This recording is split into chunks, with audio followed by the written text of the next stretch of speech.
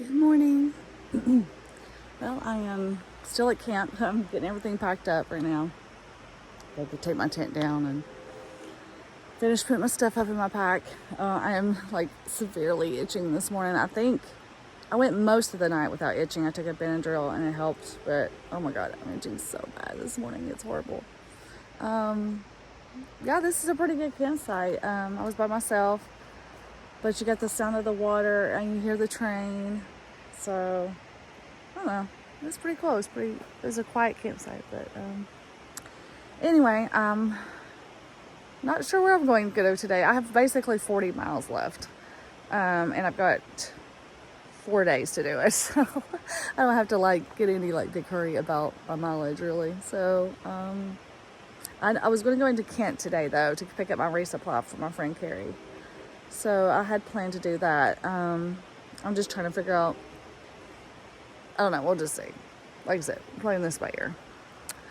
Oh, I'm so itching so bad. Oh Lord, this is like the worst thing ever. Poison ivy is the worst thing ever.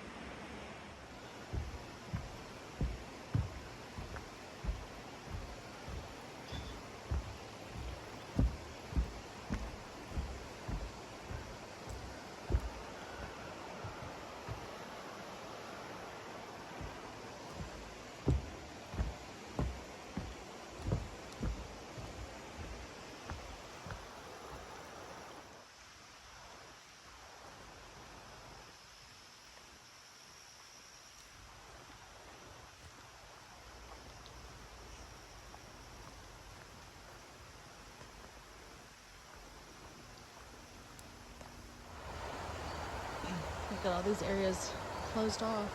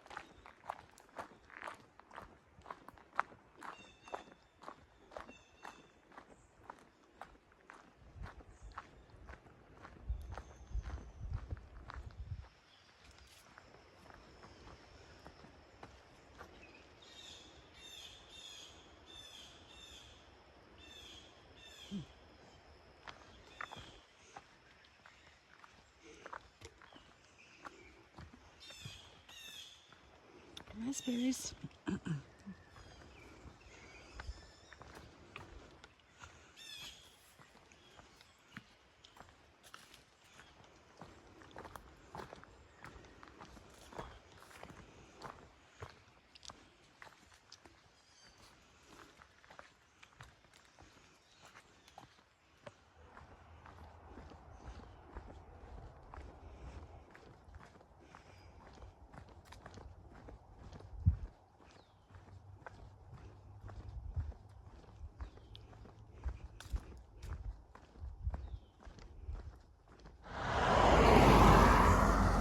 I think that's the way you could go to get to the covered bridge, but it's closed.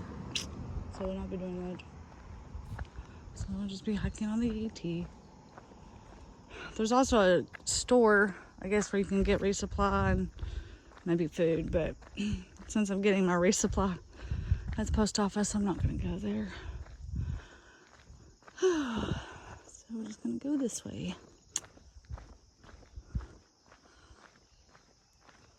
Down this road.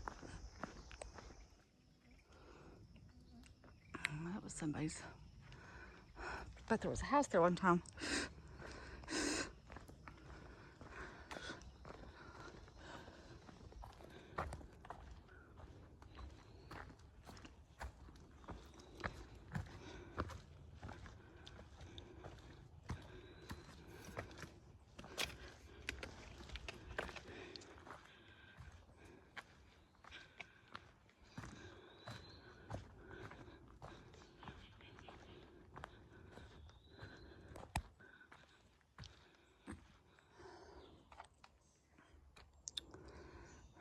Climbing up, all the way up somewhere.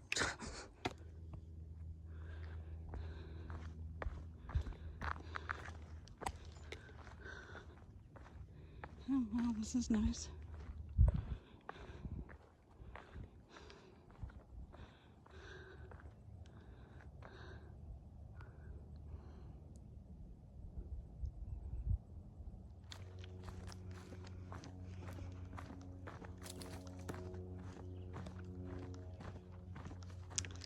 Luckily, it's overcast today, and the temps are definitely cooler. I think it's just been like in the low 80s today. Definitely, there's still definitely some humidity, but it doesn't seem as bad because of the lower temps and being overcast. I think the gnats are pretty bad through here, but so far the terrain of Connecticut hasn't been too bad. It's been pretty nice, pretty easy as far as, you know, not a lot of rocks and roots and things like that. I guess the worst thing I could say about Connecticut so far is the water sources, but it's kind of been that way everywhere. But there's not a lot of water. I mean, there's a lot of water sources like on Guthook, but then when you click on comments, it all says dry. Like there was a water source I thought was going to be reliable after I got out of camp today, because they tell you not to drink out of the river because it's contaminated. I mean, I have a filter, you know. I don't know if I can help it. I'd rather not drink water if it's, you know, there's a possibility of it making me sick, even with filtering it. But anyway, I went to the water source because somebody had commented and said it was flowing. There was nothing. So I'm getting pretty low on water. Yeah. And that's the sucky part, because I mean, I would have been fine if there had been water there.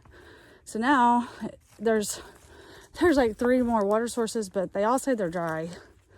We'll see. So it's looking like I won't be able to get water for like 4 more miles. Like I said, thank goodness. I mean, for the most part, from this point, the hike isn't too bad. There's some like really short ups and downs, not really much. There's one pretty good up, and then once I get past that, then there's supposed to be a water at that next water source. So like I said, luckily it's overcast, it's cooler. I'm just going really slow to try not to exert too much extra energy.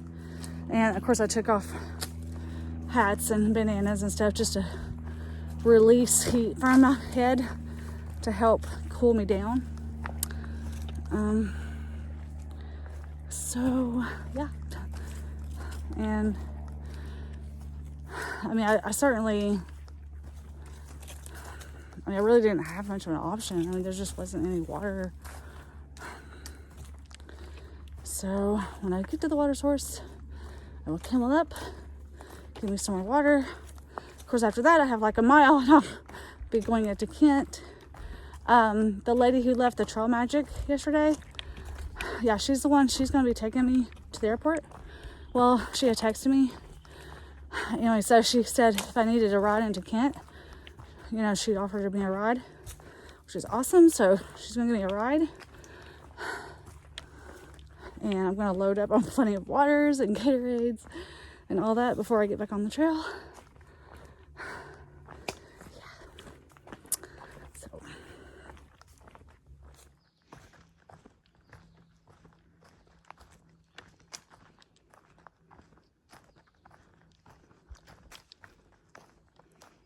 there's 2 deer up there.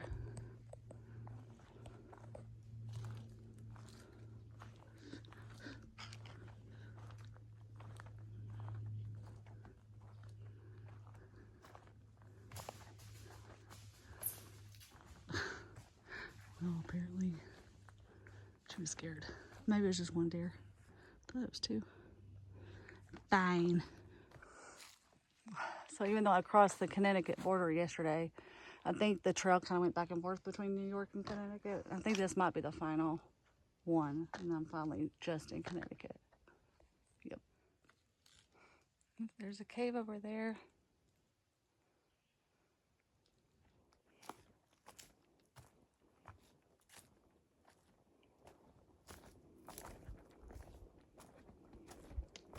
The view down there. The road, I can't say the name of it. If my life depended on it, I don't think I could say it. Shakatakati. No. It's anyway, this is it, and then I'm at Indian Rocks, which probably explains what the name of that road. Yep.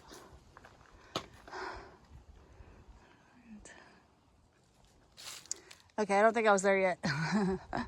Okay, almost there. Well, I think this is the top. Although, I don't know if the other view might be a little bit better. Oh, that breeze feels so good.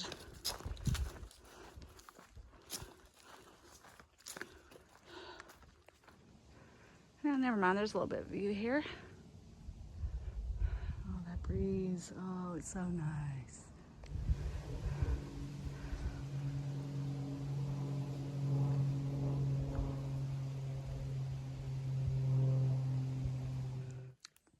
Look, even Connecticut has a couple rocks.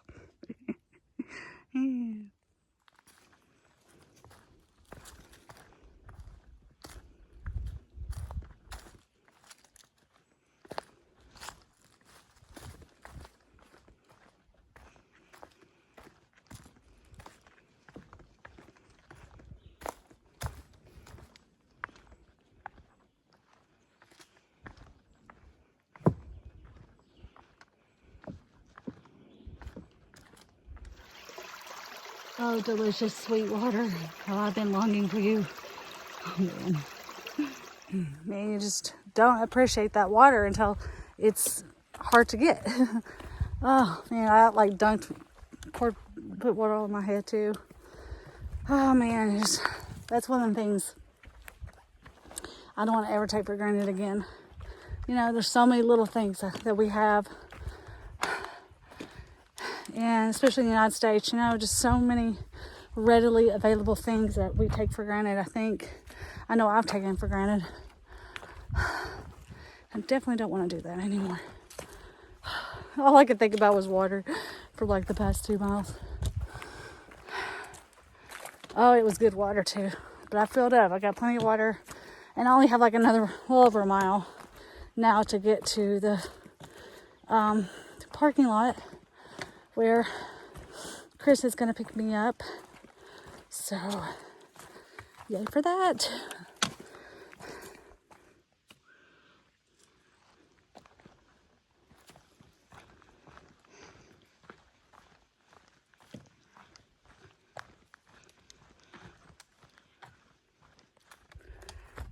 Oh man, I just saw a bear. He went like running that way. Oh man, I want to get him on video. Poop.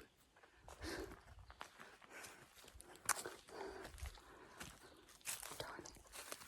Oh well, I tried to stand still for a few minutes to see if I could catch it on video.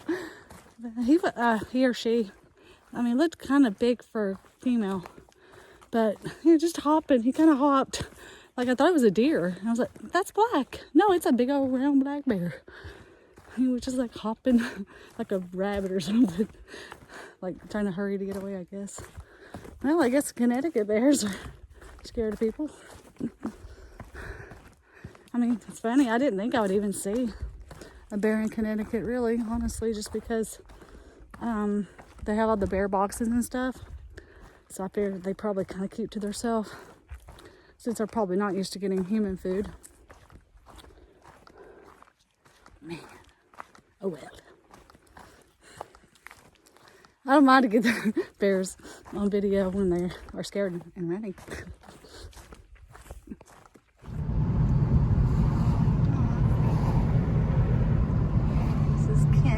They have a little welcome center there that they just built over the past couple of years. It has like bathrooms, so a lot of hikers. Oh yeah. And they actually had clean there's that showers, restaurant. but I have a feeling they.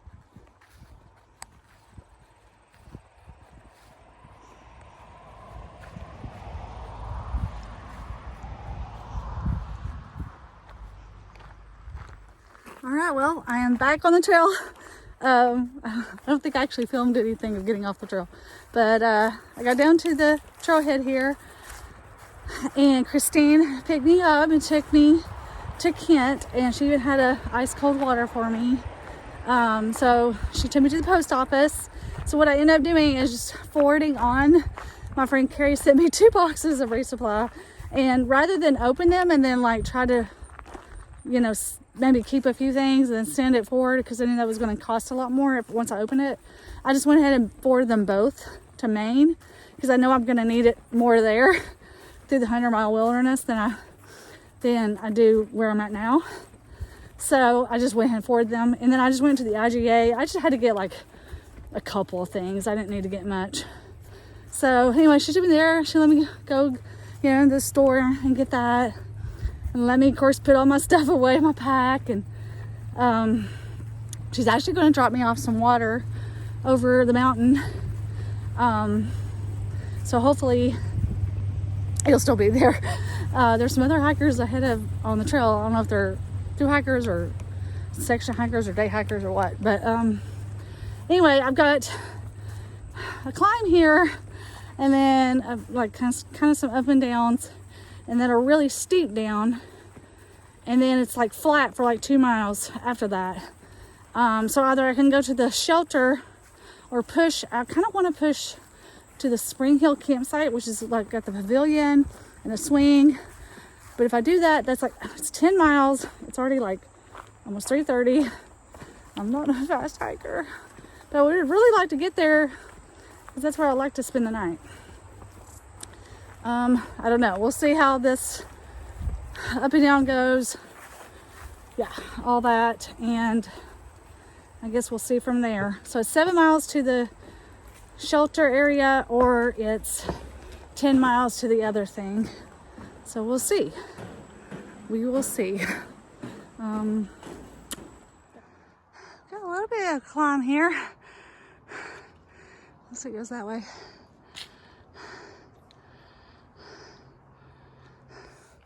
All right, I've made it to the top of the big climb. It's like the biggest climb I have until I get to camp.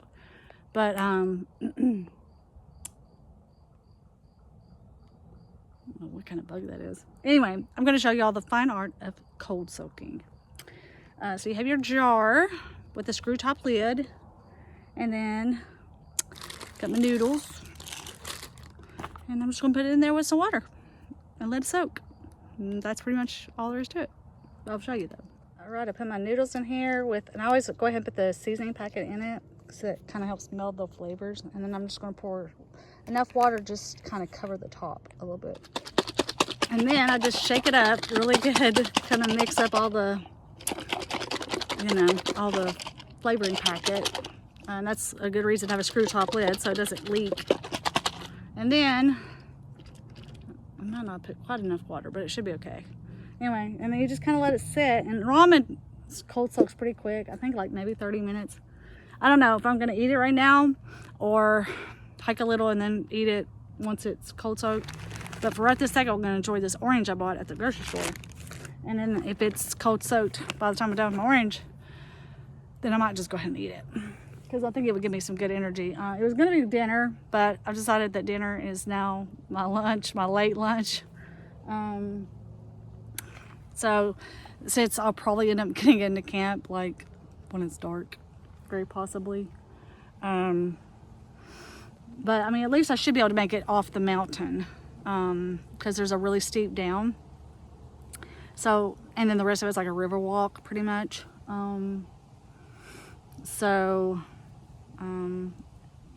Yeah. Anyway, enough talking, time to eat. All right, my ramen did cold soak quick enough, so I ate my ramen. I put some peanut butter in it. It was kind of like a cold pad thai. It was actually really good. I don't see very many of those soy sauce flavored ramens. I need to find some more of those. That was good. But Snakebit, he's a thru hiker. I don't know if he's been in any of my videos or not, but I was hiking around him and Redbeard back in Pennsylvania, and I don't think I've seen him in a while, so he kind of showed up, which is nice. It's nice to actually see other thru hikers that I know, because I start to feel like there's no other thru hikers out here. And he said that there's 2 other thru hiker girls that are ahead. So I don't know. I was gonna go to that Spring Hill campsite, and the main reason I wanted to go there was because it has a swing, and I want to swing. But the thing is at the point I'm at, I'll get there like at dark, so I wouldn't even be able to enjoy it. So I think I'm just gonna probably just go to the first, whether it's the shelter or the campsite before that. It'll still put me, I think, at like a 15-mile day. So that's still pretty good. No, it'll put me at a 16-mile day. Yep. So I'm pretty happy with that. And then I'll have some other thru hikers around, which is always nice. All right, here we are at Caleb's Peak. Oh man. Oh, that was a steep up. So I got another up to St. John's Ledges, I think is what it's called. This is a nice view. Pretty. All that farmland.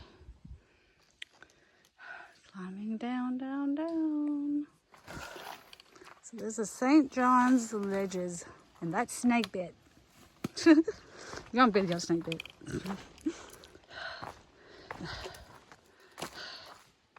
I thought it was like ledges you walked across. I guess not.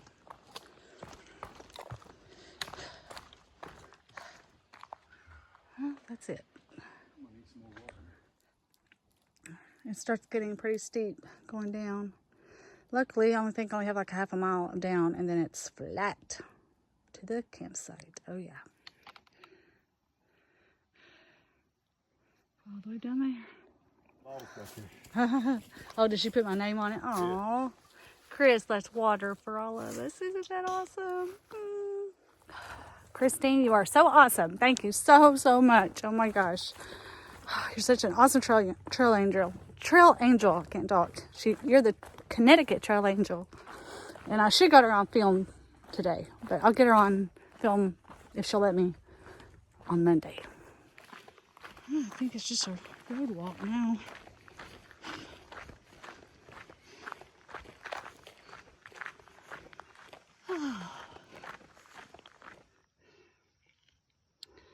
It's an actual heart rock. Oh, there's a beach down there. People are living it up. Yeah. Now back in the woods.